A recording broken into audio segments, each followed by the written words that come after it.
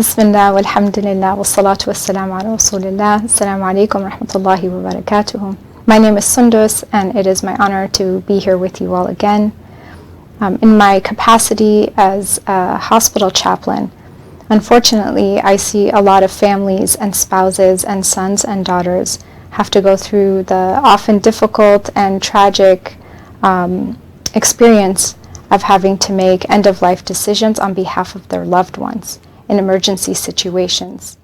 A lot of times family members will feel the burden of guilt or feel like they're being asked to withdraw treatment or pull the plug, so to speak, on their loved ones and therefore be the cause behind their death. And a lot of these decisions and a lot of these challenges can be cleared up in advance by just a simple conversation between family members. And now more than ever, especially with the pandemic and the crisis that's going on, families need to sit down and have these conversations together. A lot of hospitals are enacting a no visitor policy, which means that at the end of life, we could potentially be dying alone. And family members will have to be called in and asked over the phone the preferences on behalf of their loved one or behalf of the patient, which makes it even more difficult when you can't be there face to face and see what your loved one is going through. Preparing for death is actually a part of our religious duty. In the Quran, death or maut is mentioned over 160 times, and our beloved Prophet Muhammad sallallahu alaihi wasallam taught us in a hadith that says, "Those who remember death often and prepare for it are among the most wise." And what better model do we have than our beloved Prophet sallallahu alaihi wasallam, who actually showed us a great example of how to prepare for death. From the seerah, we learn that the Prophet sallallahu alaihi wasallam learned of his impending death about a year prior. In the last 90 days of his life, he increased his worship and he demonstrated how he prepared his community and his family for what was going to come. He took his community on Hajj and he expanded the rituals for them. He gave his farewell sermon to establish his teachings and his legacy.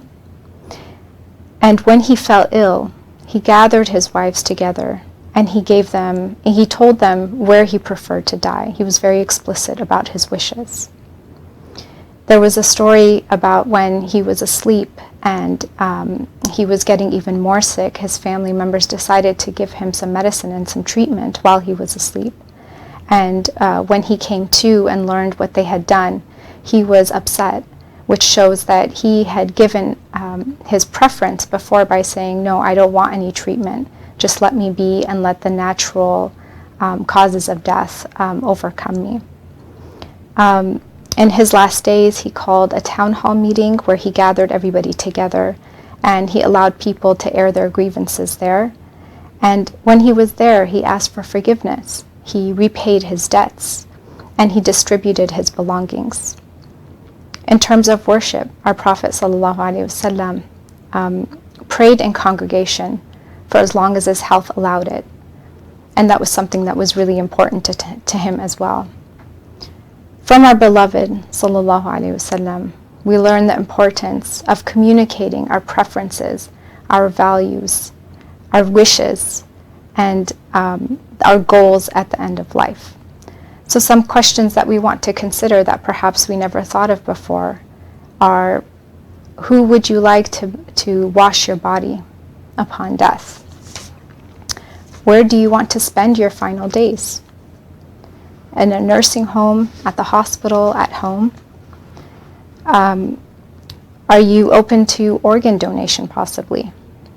Where do you want to be buried?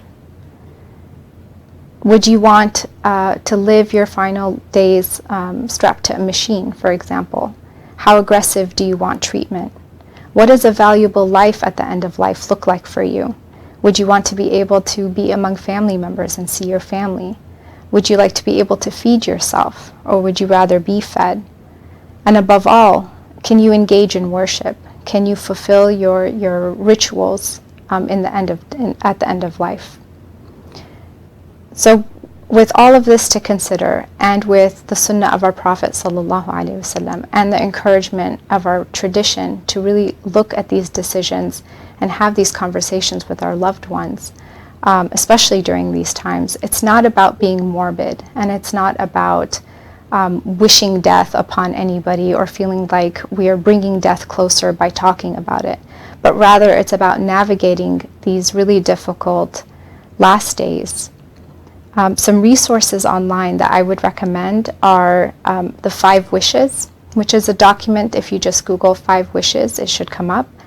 There's another website called theconversationproject.org, which gives you a ton of examples of different questions that you can ask each other.